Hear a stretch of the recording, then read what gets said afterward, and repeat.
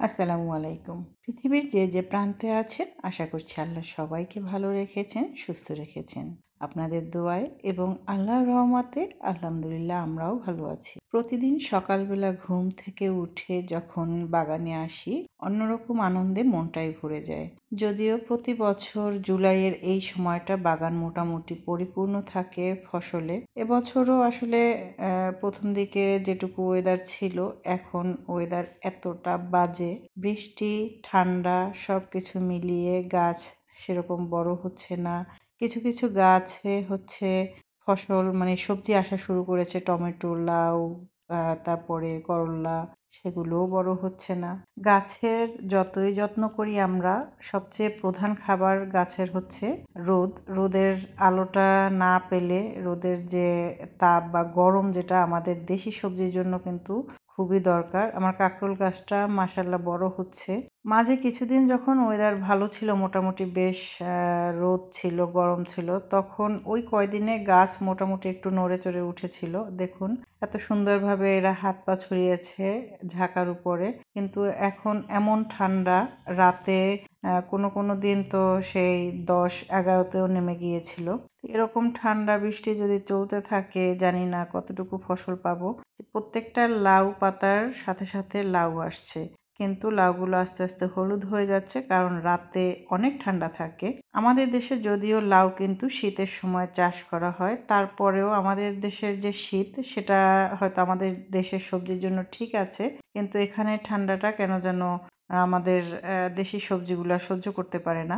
যদিও আমার এই ভিডিও কিন্তু আজকের না, আজ থেকে মনে হয় আরো 8-10 দিন আগের ভিডিও। এই সব লাউ গাছ যেগুলো ঝাঁকায় এখানে দেখাচ্ছে ওঠেনি, এগুলো অলরেডি ঝাঁকায় উঠে হাত পা ছড়িয়ে দিয়েছে। করলা গাছে প্রচুর করলা আসছে, তবে সমস্যা হচ্ছে করলাগুলো টিকানো যাচ্ছে না। সবগুলোই হচ্ছে মেয়ে করলা, মেয়ে ফুল আসে কিন্তু কোনো পুরুষ ফুল নেই, যে কারণে পরাগায়ন হয় না। করলাগুলো টিকানো যাচ্ছে না। তারপরে তো ঠান্ডা আছেই, ঠান্ডার কথা কি আর বলবো।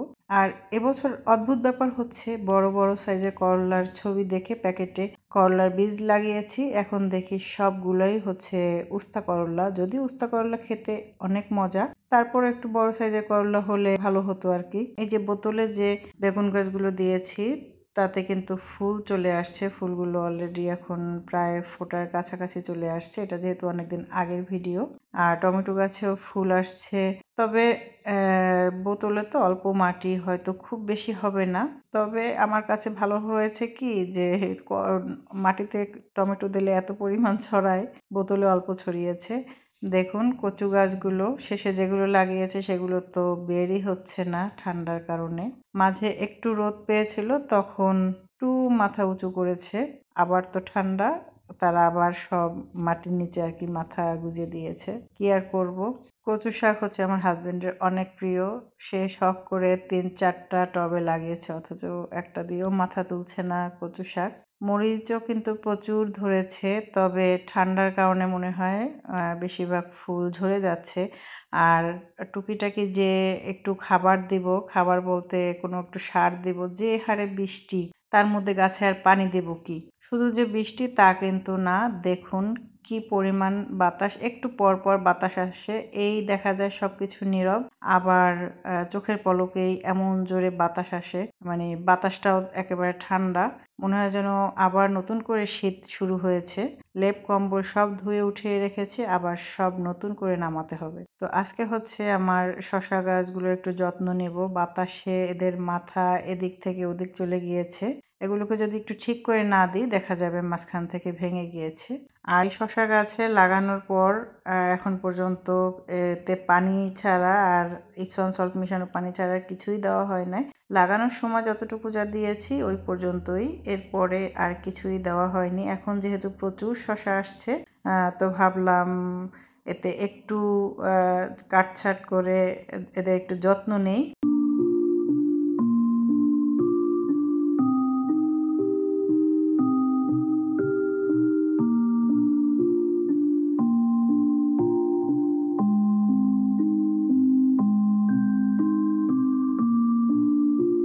প্রত্যেকটা লতা আমি একটু সুতা দিয়ে আলগা করে বেঁধে দিয়েছি। এবার হচ্ছে নিচের এই যে বাড়তি ডালগুলো এগুলো কাটবো। আমি অনেক মায়ায় পড়ে আসলে এতদিন কাটতে পারিনি, এতটা মায়া লাগছে। কিন্তু ভালো গার্ডেনার যারা আর কি পরামর্শদাতা তারা সবাই বলে যে এগুলো কেটে দিলে উপরের যে শসাগুলো সেগুলো দ্রুত বাড়বে, প্লাস হচ্ছে গাছে ফলনও ভালো হবে আর গোড়ায় আলো বাতাসও পাবে। তো মায়া মমতা সবকিছু ত্যাগ করে বুকে পাথর বেঁধে আর কি ডালগুলো কাটলাম। প্রত্যেকটা লতার সাথে কতগুলো করে শসা, তবে কাটাটা উচিত, কারণ হচ্ছে নিচে কোনো আলো বাতাস যেতে পারে না এদের জন্য, তাই কেটে দিলে গাছের গোড়ায় আলো বাতাস ঠিকভাবে পড়বে।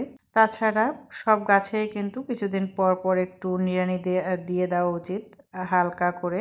আর আমি শসা গাছে লিকুইড কোনো খাবার দেব না, কারণ শসাগুলো যেহেতু সরাসরি আমরা ধুয়ে খেয়ে ফেলি, তাই লিকুইড কোনো সার হোক যাই হোক কিছুই দেব না। এর মধ্যে লাগানোর সময় ঘোড়ার গোবর, তারপরে ফিশ ব্লাড বোন যা যা কিছু দেওয়ার আর কি দিয়েছি। আর হচ্ছে এখন আবারও একটু ফিশ ব্লাড বোন দেব।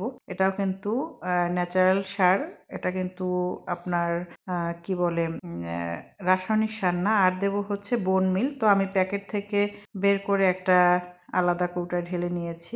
গাছের গোড়ার মাটিগুলো আমি হাত দিয়ে আলতো করে একটু নেড়ে দিয়েছি। এখন গোড়ায় না, আমি জাস্ট প্রত্যেকটা গাছের মাঝ বরাবর যে ফাঁকা জায়গাটুকু সেখানে ফিশ ব্লাড বোন আর বোন মিল অল্প অল্প করে দিয়ে দিচ্ছি।